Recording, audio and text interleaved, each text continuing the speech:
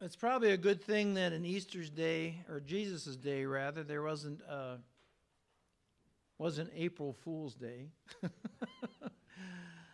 This Sunday has an odd time that Easter. I don't know if I ever heard of Easter falling on April 1st before April Fool's Day, but you could almost see these women as they come to this tomb and looking in there, expecting the young man to say, "April Fools, he's not here." But of course, there was no mistake, and it wasn't a fool's joke. Jesus was not among the dead.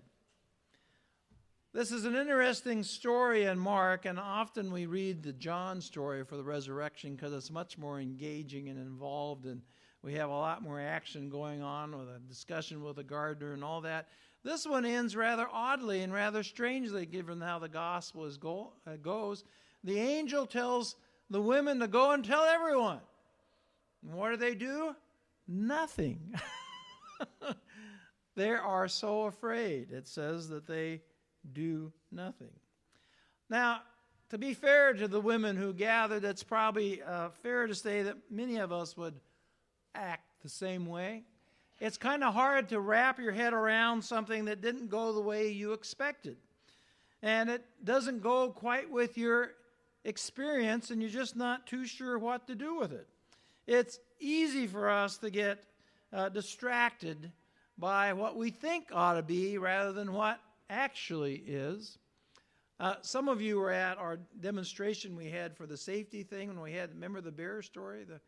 I'd tell for you who weren't there, and I had actually seen this before, and I still got caught up in it.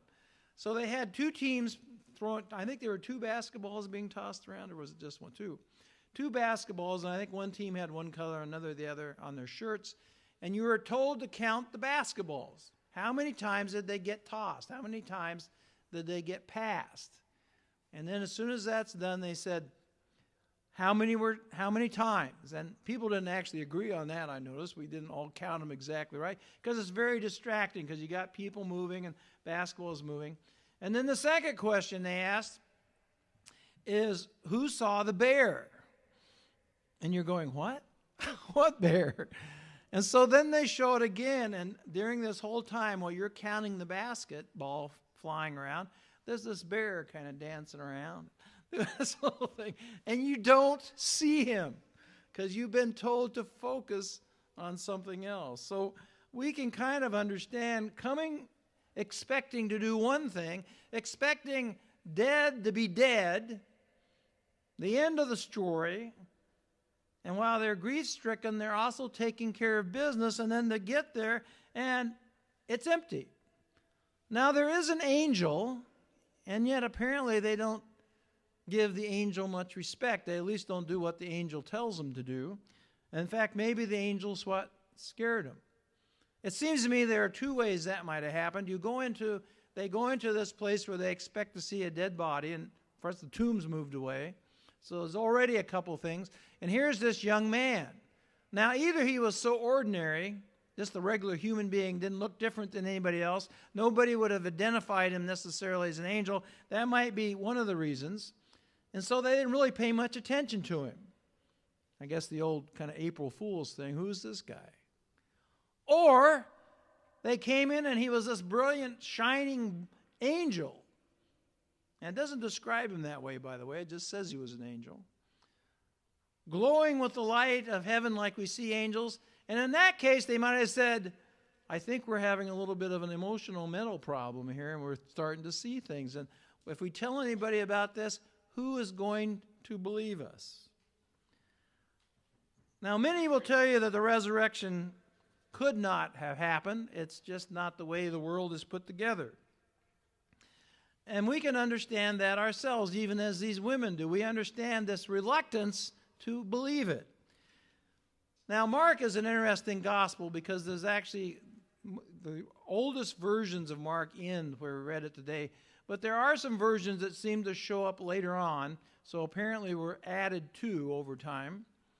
And they have some other interesting sayings that can say that this unbelievability continued.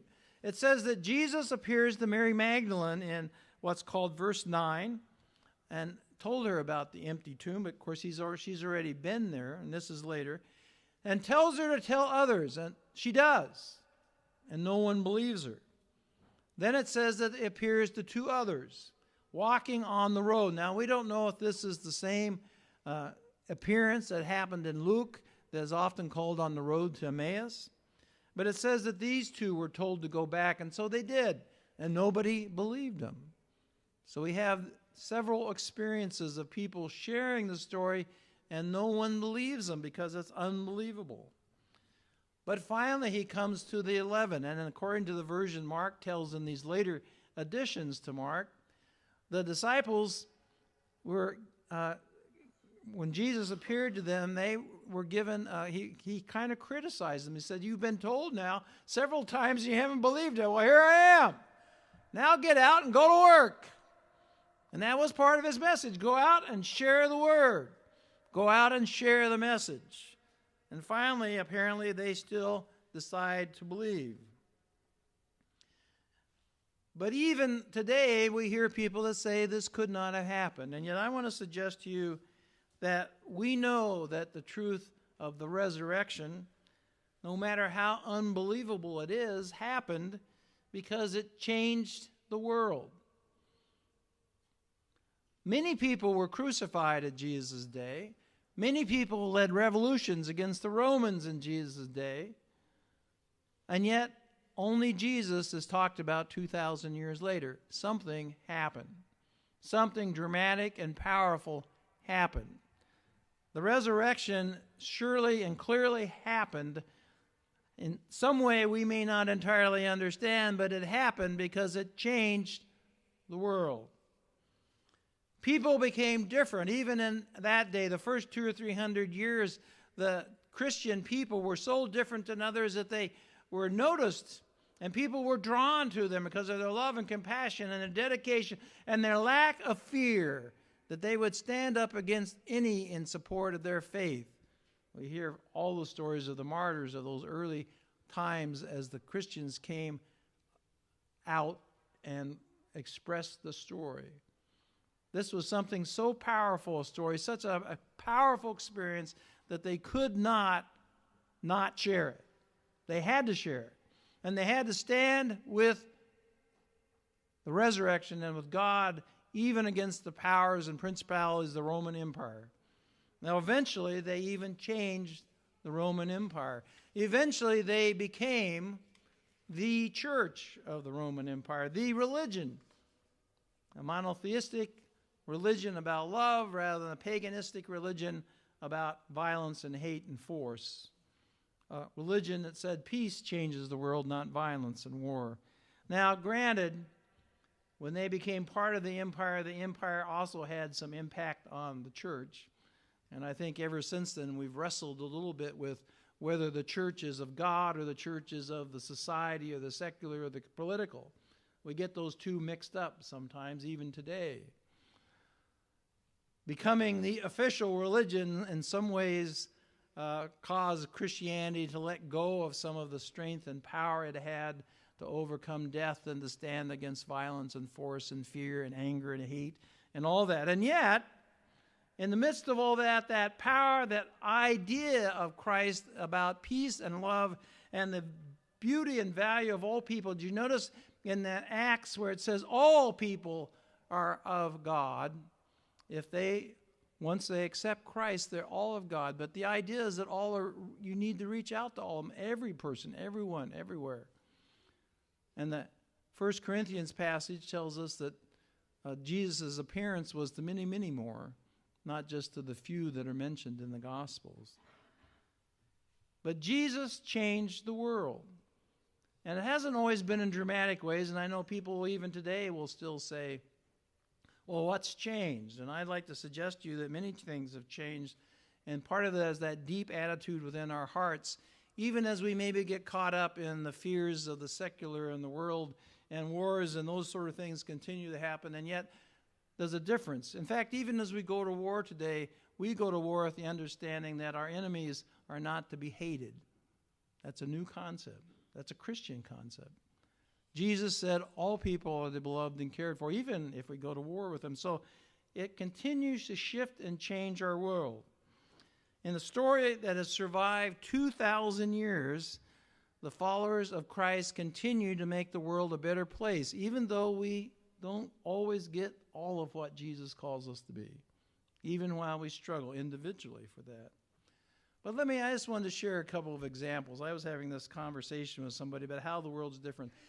St. Ignatius, you may not or may know who St. Ignatius is. St. Ignatius was a soldier, and he was wounded in battle and spent a long convalescence in a hospital somewhere in the Middle Ages. And in the midst of that, in fact, maybe in the midst of being very, very sick from his wounds, he had the experience of God's grace, and he changed his life from being a soldier. And in his mind, maybe a soldier for worldly needs to a soldier for Christ. St. Ignatius is the one that created the Jesuits. The Jesuits who went out and were lead and missionaries around the world and of education and helping people to be more educated, to more understanding so they could read Scripture. Interestingly enough, his military never entirely left him because he kind of organized the Jesuits in a military way so that you had leadership and that sort of thing was done like that. St. Francis of Assisi was not of a military sort. He was a rich boy.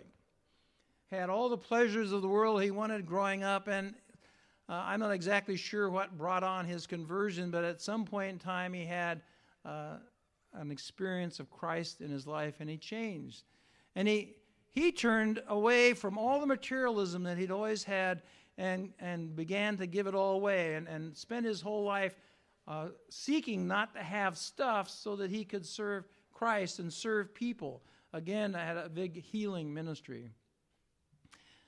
He got in trouble early on because when he started giving away all his stuff, well, at that point it was his father's stuff. His father didn't have quite the conversion experience and kicked him out of the house, took away all his wealth. But, St. Francis, he didn't care because he didn't need any of that stuff. He just wanted to use it for good to help other people. He didn't want to be caught up in that, but his father didn't quite come along. More recently, we think of Mother Teresa, who went out, and there's been more recent stuff that Mother Teresa, like all of us, battled with some faith issues and sometimes wasn't real sure about what she was doing in terms of God. But despite all that, the faith she had experienced in her growing up and her faith experience, and the one that continued to give her strength, sent her out to the poorest of the poor, people dying in the streets in India, and said these people need to be cared about and loved. So it wasn't a dramatic, in some ways, it didn't transfer or change the way the world was, except for these people who nobody cared about. She took them off the street and cared for them in their last days. Martin Luther King Jr. was, of course, a Baptist pastor who saw that the call of Jesus was to end oppression and to treat all children as children of God, and to do that without violence, to do that by just standing against those who were oppressive without being oppressive himself. John Wesley, the founder of United Methodist, came from a high church tradition, very highly educated, probably could have been appointed to a nice plush appointment. That's the kind of thing they had in the Episcopal Church then out in England. You may see that in English movies where they get a nice little appointment somewhere for the rest of their lives. But he thought, no, the people who have been left out of the ministry, forgotten, are the poor and the working. And he went to the mines in the morning as people came to mines and preached to them. He went to the prisons where people were forgotten, and he reached out to them and created a system called Method. He had a method, which is where Methodists get their name, of how you should live your life, helping the poor, helping prisoners. And when you raised money, it was so that you could give it to the good of others. So John Wesley shifted around what could have been a very plush life and said we need to reach out to those whose lives are being broken and lost. And some have even given John Wesley credit for creating the middle class in England. Not that the middle class is so important, but he took people whose lives were caught up in drunkenness and lives that weren't going anywhere, destructive kind of patterns, shared Christ with them, and they shifted their lives to positive and productive. We have Quakers who are still a witness to us of standing for peace no matter what, being willing to die rather than to kill. If you think about our hospitals in our world today, hospitals come from Christianity. Hospitals are a witness that developed from Jesus' healing that says everyone who is sick needs to be healed and cared for. Nobody should be left out. And so one of the earliest ministries, they created hospitals and places that people could go for healing and care and compassion. Now, I grant you, and in fact, you notice most of the hospitals had early on names that connect to churches. Now, that's been shifting and changing, and maybe the names is revealing to us that hospitals are now becoming more about profit. But their focus in their beginning was from Christ. That's where hospitals' healing comes from. Some of you, two of my children are adopted from Korea, and so this story you may not know, but I found very intriguing. But when the Catholic missionaries and other missionaries, but I think this is the Catholics that set this up mostly, arrived in Korea, the tradition in Korea was that children sometimes were unwanted, and you just basically abandoned them. And there wasn't really a social stigma of the Korean people at that point in time against abandoning children. And so the Catholic Church and the nuns there decided, well, at least we can maybe do something about it and encourage them not to abandon their children. We know they don't want to make a big deal. They want it to be public, so we'll keep it secret. So they created in their walls a little place where you could put a baby and ring a bell so that somebody would come and care for them. So rather than babies being abandoned in the street, they now could come, bring them to this place, ring the bell so somebody came right away and cared for them. So that orphans were not forgotten as unimportant, those who had no parents who could care for them. There are many others, and many that today we could look at. If we look at some of the mission projects in Iowa we share in even today, we have Door of Faith, which reaches out to the homeless on a regular basis. Bidwell Riverside, a United Methodist ministry specifically that we help, which is in Des Moines and gives food and clothing to the poor. It has in the past, and I'm sure it still does, but it has had daycare for people who need to work but don't get paid enough to pay for daycare at the same time. We have the Appalachian Project, which this church participated in not so long ago. And we had, I knew when I began the ministry, many of the ministers that I knew were white ministers, because that's mostly what we have in Iowa, had gone south during the civil rights, and we know that that was actually taking their life in their hands to go down and be a part of the civil rights movement, to say that Jesus doesn't approve of lynching and oppressing people because of color. The call for justice, for compassion, for the value of human life, for all humans as children of God, is the message of Jesus and the resurrection. And while that message sometimes gets lost in the darkness and the fear and the ways of the world that challenge it, yet it just keeps hanging in there and it keeps changing who we are as people.